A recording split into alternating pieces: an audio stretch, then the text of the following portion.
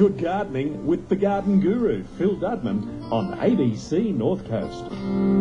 That's right, it's great to have you company this morning. Now, as promised a little bit earlier on, I said we're going to talk a little bit about berries and the different berries you can grow in our region. And surprisingly, there's quite a few to grow. And to join us to tell us a bit more about that is what I would call a fruit enthusiast, Kath Commode. How are you, Kath? Well, thank you, Phil. Good morning to you. Yeah, great to have you with us on the show this morning. Now, Kath, I know you love fruit, and one of your favourites, let's start with the blueberries. Oh, you can't go past the blueberry. Well, they're one of those things we can grow quite well on the North Coast here, aren't they? Yeah, that's right. They do grow very well here on the North Coast. They actually grow them commercially on the North Coast.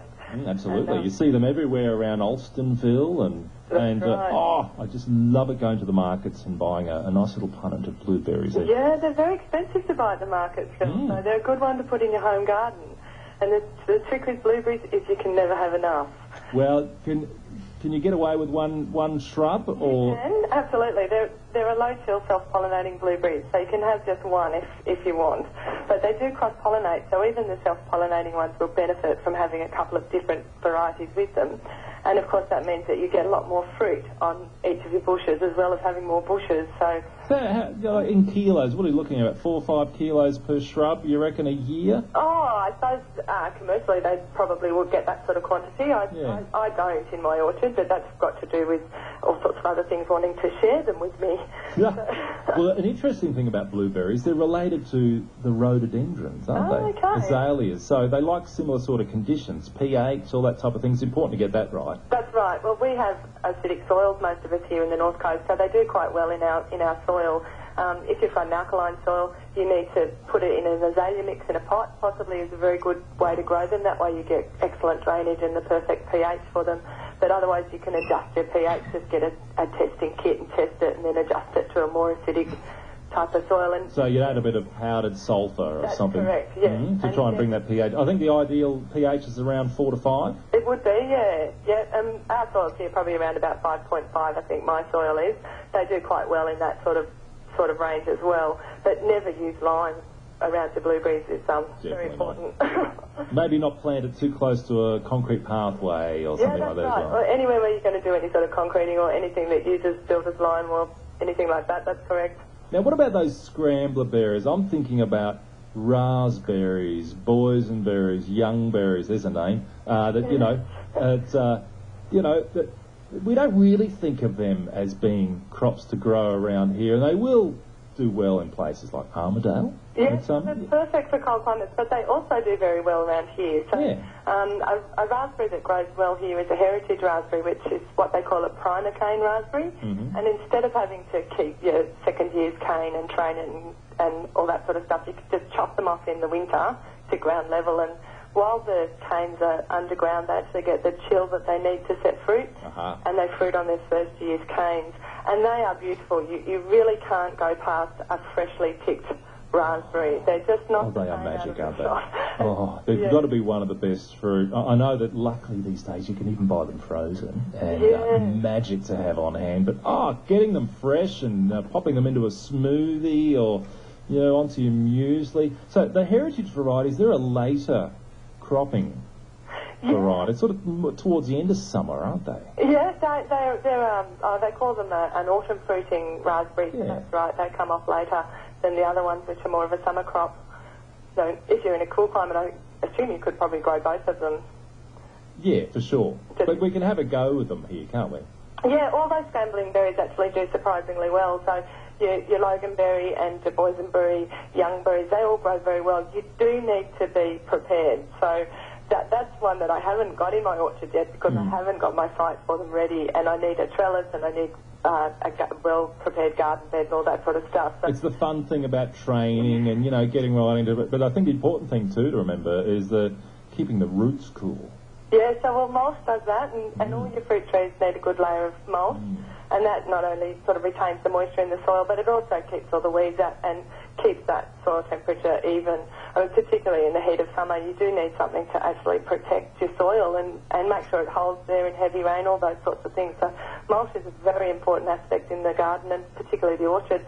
It's also feeding the plant, so your worms will come up and take all that mulch into the soil, do all the hard work for you. What about the beautiful tree berries, mulberry? Oh, no. These are my favourites. I do love mulberries. I actually think I have an addiction to mulberries. I just go to my tree and I can't eat enough of them. They are fabulous fruit, and you don't find them in the shops because they don't travel well. So you do need to grow them yourself. Once again, they come in different sizes. So if you've got a lot of room, you can grow a big tree. They'll grow to about 8 metres if you've got room for a full-sized English mulberry, or the white chartreuse, which is a fabulous, elongated, sweet white mulberry. And if you've got a small garden, a red chartreuse or a dwarf black, perfect.